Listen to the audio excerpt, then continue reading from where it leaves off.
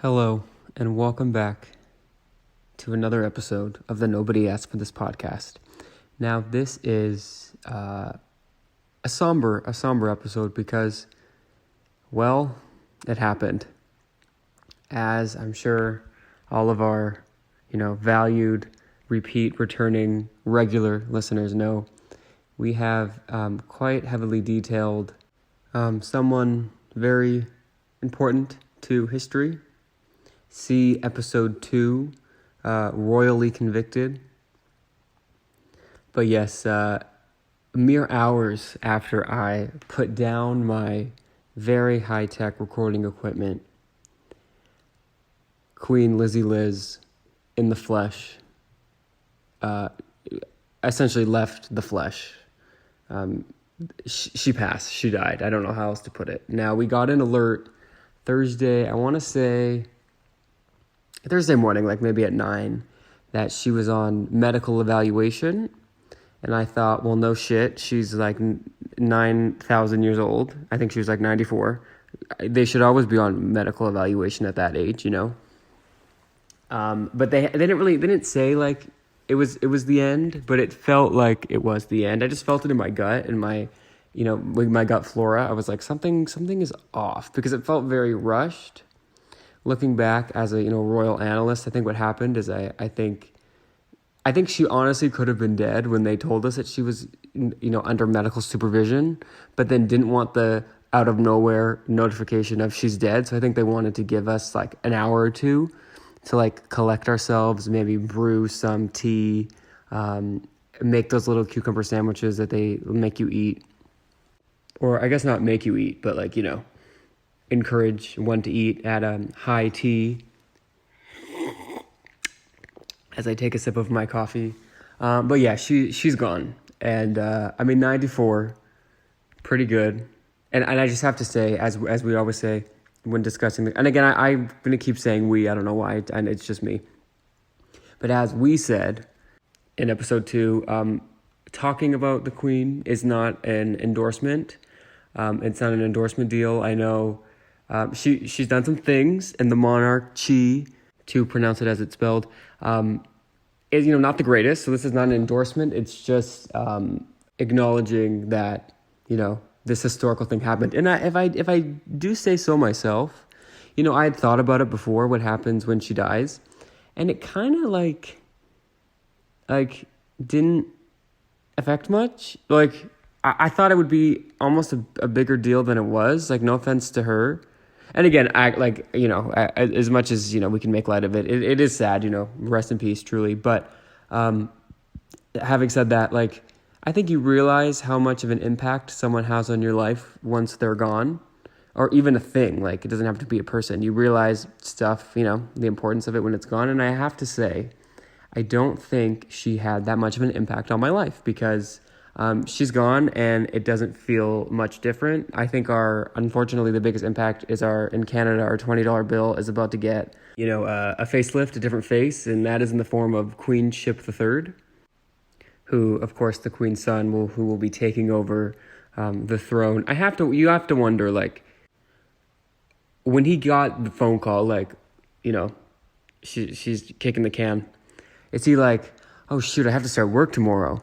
Like, I got a new job tomorrow. Or, obviously he's sad, but, like, that's kind of messed up. They should give you, like, a week. Because literally in the death announcement which I thought it was so funny, they tweeted that she had died. Like, the official, like, I guess Buckingham Palace, Royal Palace, whatever the heck.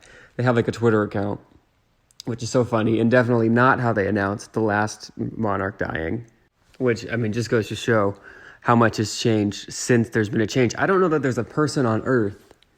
Well, no, I'm sure there is, but there's not many people who remember her becoming president or whatever, monarch, whatever it's called, because that's like 70 years.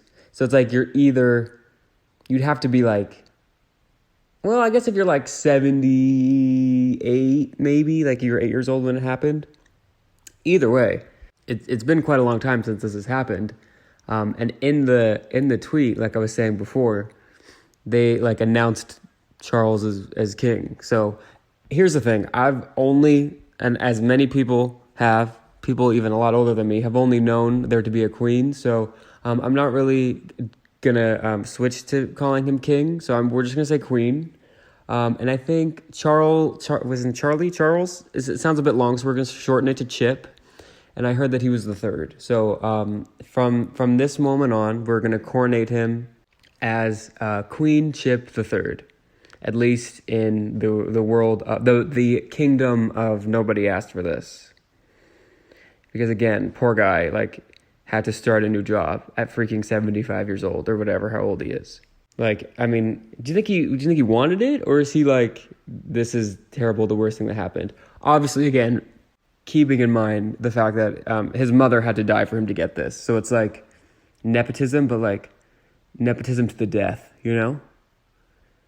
Do you think he woke up like, it's coronation day, or like in Frozen when she's like running around the house?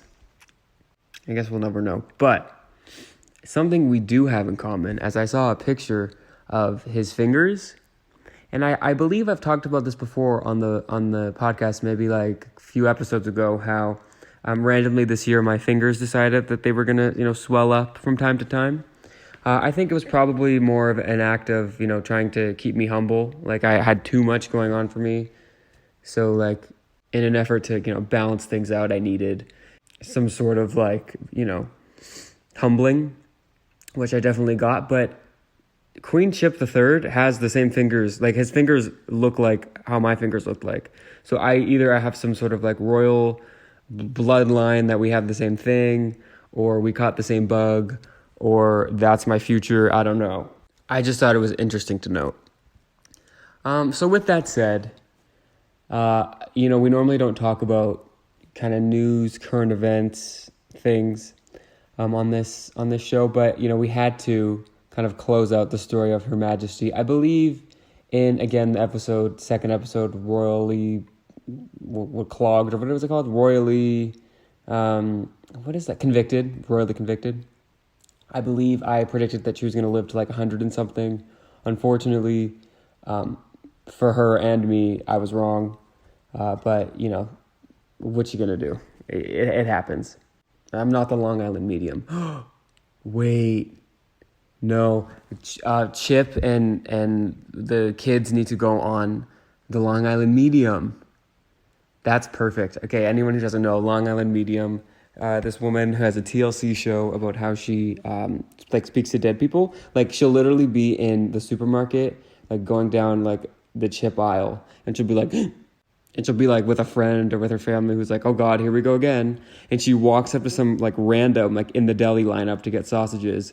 And they'll be like, do you have a mom who's passed?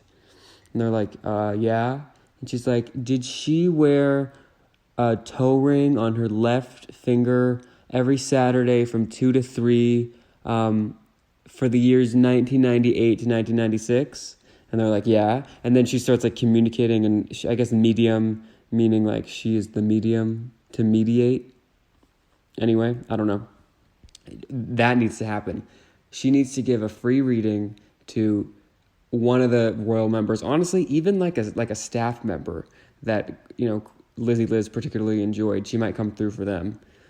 If her people are not calling the Buckingham Palace, going up to those gates, banging on the door, then she needs to fire them and hire new people. The Long Island medium does, because that is probably one of the best ideas I've ever had. And like, not only a good idea, but like so obvious, yet so not. So we're going to see if that happens. I'm going to say no, but hopefully.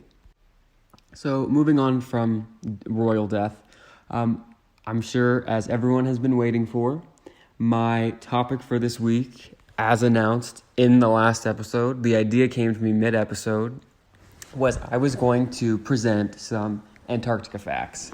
And for a second, I thought the death that we've all gone through would push that to the following week. But no, I think Lizzie would want me to continue, and I will confirm that when I go on Long Island Medium with Prince Harry and the other one.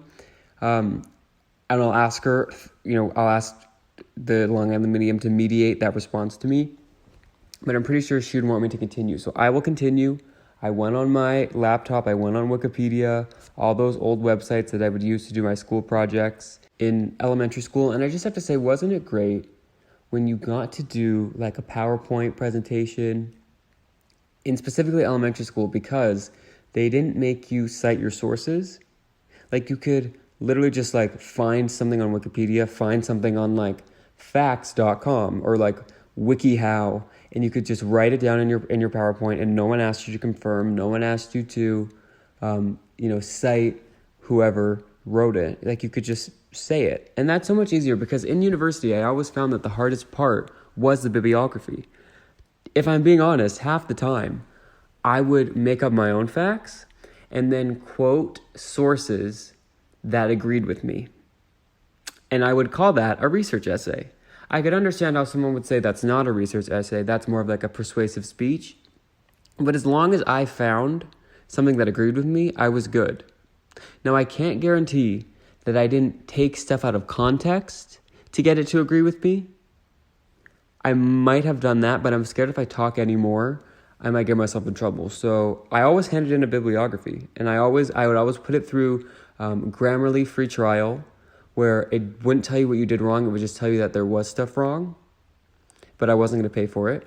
And then I would also put it through like plagiarism dot whatever, which is it was evil for the teachers, because there was a website where you could go to submit your essays. And most teachers didn't make you do this, but some did, where you would have to submit your papers to this website that would check for plagiarism and then give you a percentage score about how much that you plagiarized. But once you would only get that number once you'd hit submit. So like even if you accidentally did plagiarism, which thankfully I never accidentally plagiarized or purposely plagiarized, I was like a nut about that. I would sit there and read my essay 6 times. I would cite like the word "the" just to make sure that like we were all good. I oversighted, probably. Not an oversight like I missed something, like I excessively cited. But yeah, it was evil. Anytime I saw that website on the syllabus, I would try my best to switch out of the class and like jump ship, because I was not for that. It scared me. But my point being, I really enjoyed not having to cite for this presentation, the Antarctica presentation that I'm about to give to you. So I can't remember what brought up this question, but I was speaking about something last week, and I just thought like, Antarctica, I feel like that's not very explored.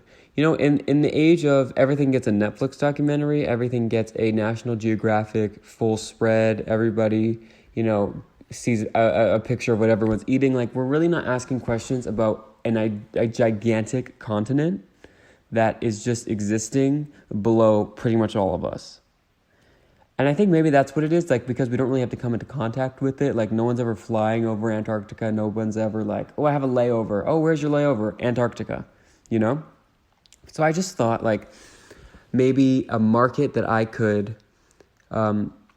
infiltrate would be the Antarctica curious people market. Because, listen, I could do TV recap. I could do book recap. I could do Old Navy reviews, Trader Joe reviews, but really that's all really being taken care of. So I was thinking, like, what can I do that no one else is doing? And I really think the answer to that is Antarctica review. So here it goes. I had some basic questions going into this. I feel like I should get some like true crime podcast music, like boom, boom, boom, boom, boom. Antarctica. I went into my Patrick Star impression. What? This is Patrick. I was wondering about Antarctica. It is way below the Bikini Bottom. I'll stop that because it's going to give everyone migraines. But what I was really curious about is, does Antarctica have people? That was like number one. Everything else, like every other question could be answered yes or no, maybe, based on, does Antarctica have people? I have the answer, and I will reveal it when we come back. Stay with us. Just kidding. But no. Yes and no. Do they have permanent residents? No. There's no citizens of Antarctica. There's no one that seeks primary employment on Antarctica. But there are people that live there for shorter periods of time, and it's mostly scientists. It's like people that are trying to discover a lot about like climate stuff, because there's a lot of because Antarctica is such like an extreme climate, you can see the effects of climate change a lot sooner there. Obviously we hear a lot about like the melting of the ice caps. So all of that has to be done by people who need to stay there long enough to get that data. So there are usually people on Antarctica, but they're not like inhabitants, so to speak. There are apparently like shelters for these researchers. So that's fun. I would love to go there. And speaking of, you actually can go there. There are cruises that go through Antarctica. Obviously not like the Princess Cruise, but there are like, you can sign up to go on a cruise like through Antarctica. But it has to usually be a cruise, because since there are no residents of Antarctica, there are no businesses in Antarctica. So you kind of have to bring a floating hotel, a floating restaurant, a floating, even bed, or else you're not really going to survive. So I guess like even the researchers, they must bring like space food. Like, remember in elementary school when you were learning about space, and like you would get to try like the astronaut ice cream, and it was just like freeze-dried stuff that tasted disgusting. I guess they must eat a lot of that, because unless you're on like one of these cruises, you're not really eating, because there's no McDonald's, there's no hotels, there's no Outback Steakhouse, nothing, which sounds terrible. But again, speaking of tapping into untapped markets, maybe we could pay the McDonald's franchise fee, open up in Antarctica. Because I'm sure the researchers, the scientists, the smart people there, measuring the ice caps, like, who doesn't want a Frappuccino? Who doesn't want a hash brown? You know what I'm saying? Like, let's provide for them. They're providing for us. They're going to try and stop the actual globe from combusting. Why can't you do that and eat an Egg McMuffin? Why? I think I said Frappuccino, and I know that is Starbucks and not McDonald's, but you get my point. It's something to think about. Something else I was really curious about was, is Antarctica, is there a government in Antarctica? Is there a president of Antarctica? Is there a queen of Antarctica? And the answer is no, because there's no people. They don't really have anything to govern. So there's no real government. There is an organization or some sort of union thing that has been decided and declared as the technical rulers over Antarctica, but it's not a single person. It's more of a committee that would make decisions based on the needs of the continent at whatever time. But then I was thinking okay, let's pretend there's a researcher there that's been there for months. It's similar to Alone, the show that I've talked about before on National Geographic, where they send people into the wilderness with a camera and say, if you can last 30 days, you'll be a millionaire. It's similar to that. So let's say you're a scientician, you got numbers in your head, and they're you need to go there and you need to stop climate change from happening. No pressure. Have fun with the penguins and the polar bears. Which sounds so fun to be surrounded by penguins and polar bears. I don't know that that's actually how it is in everywhere on Antarctica, but those species do exist there, I've come to find out. But let's say you've been in Antarctica for 2 months, alone talking to igloos. And then someone else, another researcher comes, and you have to share a hut. You're sharing a hut with essentially a stranger in below -50 weather in Fahrenheit and Celsius. It's probably -50. I don't actually know. You'd think I would have Googled that first, how cold is it? But I didn't at all. And let's say, because of the circumstances, you're freezing, you're doing math all day. You and the other researcher get a little bit irritable. What if one of you decides to,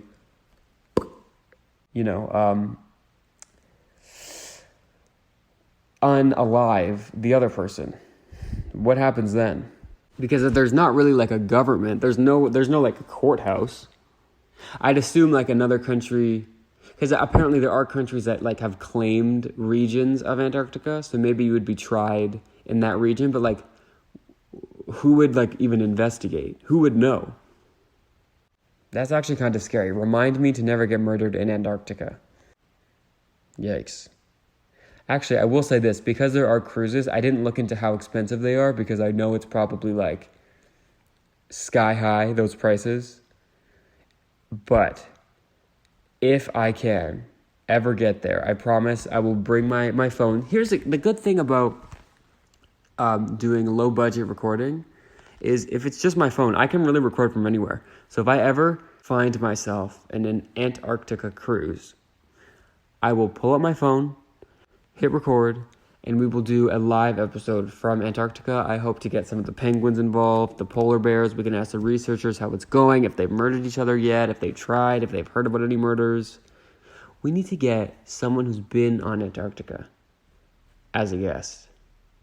Or maybe, more realistically, I could get clips of another podcast who's had someone from Antarctica on and just pretend to talk to them and then play their responses, except they're not talking to me, they're talking to the actual interviewer. But as long as a few enough people listen to this, I could fool 3 people into thinking that I had an actual guest.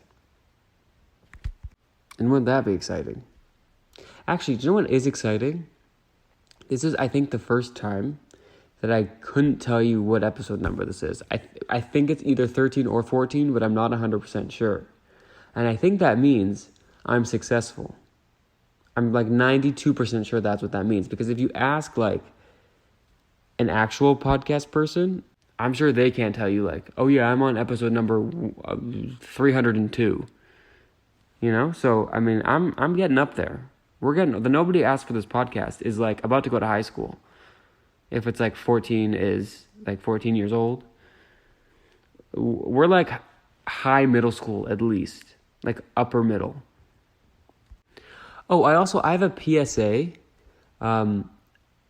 If you're ever going to drop something, like if you plan on making a mess, I'm here to tell you from personal experience, do it outside as opposed to in. Because I dropped 2 things today. One inside, one outside. The one inside, it was like a bottle of Windex. Obviously, hit the ground, opened, and there's Windex everywhere. And the ground had never been cleaner, but at what cost? You know? Now, the one outside, I dropped like a fountain pop, like a soda. That dropped, spilled everywhere. I was like, this is the worst thing that's ever happened to me. And then I realized, hey, we're outside. This was just dry. So I just kind of kicked the ice cubes to the curb. It was pretty bad. I do know how it dropped. It was like I needed a better grip on the bottle thing. I was trying to find a way to readjust my grip, but I had to do it in a lazy way because it's me. So instead of taking my second hand and like holding it over, maybe switching it back and forth, I just thought, I'm gonna like kind of like lightly, mildly chuck my pop into the air and then catch it again, and it'll be caught with a better grip, and then we'll be good to go. I can keep going on my walk. That didn't happen. The whole thing hit the ground. It was plastic. It cracked. I was just talking about climate change. I didn't mean to get a plastic cup. It just kind of happened. The plastic cup hit the ground, allegedly, broke open, splattered everywhere. It was a mess. It was gone. It was a lost cause. But I didn't have to like get a towel. I didn't have to get a mop. It dried like before I walked away from it. So really, I mean, I'm a big advocate for not littering. Pick up what needs to be picked up. But I mean, it was next to a patch of grass. I could kind of like, let it go into the grass. I don't know if like pop is best for I'm just going to pretend it was water. I watered the lawn for the neighborhood. You're welcome. I'm a neighborhood hero. Pretty much put me on neighborhood watch. And it wasn't as bad. So drop stuff outside. Have I run out of things to talk about on this podcast? Maybe. Actually, no, I do have a very important life update. So the other night, I was going to bed. I plugged in my phone, unsuspecting, not knowing what was going to happen, what was going to greet me when I woke. I woke up, was like, why do I have to do this? I turn over, I look on my phone, and I think, the numbers are a little bit different. Like the font is a bit different. And then I look and I'm like, why are all my notifications on the bottom? And I thought my phone had glitched. So I reset it. Same problem. I'm like, this looks nothing like it used to. And I opened my phone and I look, everything's kind of a little askew, but still familiar, like not completely different. And I realized that my phone had auto updated, which is basically the worst thing that could happen to you. Maybe the top 50 worst things that could happen to you, because my phone is how you would say old, mature, not necessarily 94 years old, but not 23. It's old, especially for Apple years. Basically, if your phone is more than 1 year old, the second they announce a new iPhone, your phone will start glitching. Your phone will stop working. I had a phone at one point that couldn't text, couldn't take pictures, that could barely call. And you really just have to wait them out. That is the courtesy that Apple gives you. They say, listen, we will unleash viruses on your phone from the month of September to November. But if you wait for December, we'll give you a break, till September of the following year when the next phone will come out. So my phone has been a bit glitchy because Apple decided that it needed to update. And I think that it needed to update so that the virus could be unleashed. So there's no way to undo it. I think I need to quarantine my phone again, probably for the 3 months till December when it'll, come out of quarantine and will work fine.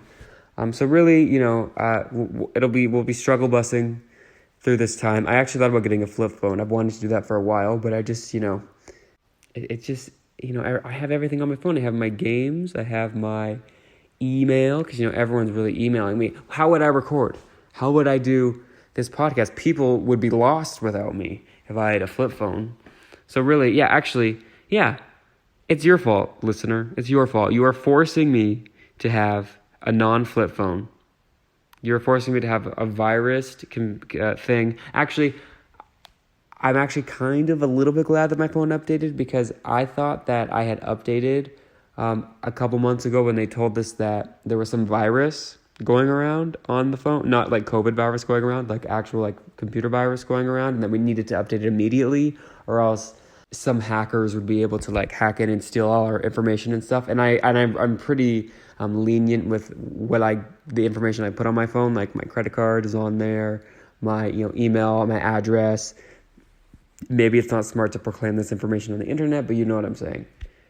Everything is on my phone. So if there are any hackers who, in the interim of them releasing the update and me not updating, thinking that I had, who got any of information, can you please not use it? Or if you do, can you please not make it so that I'm impacted enough to have to do something about it? If it benefits you in any way to know my my age, what websites I visited, you can take that. I don't care.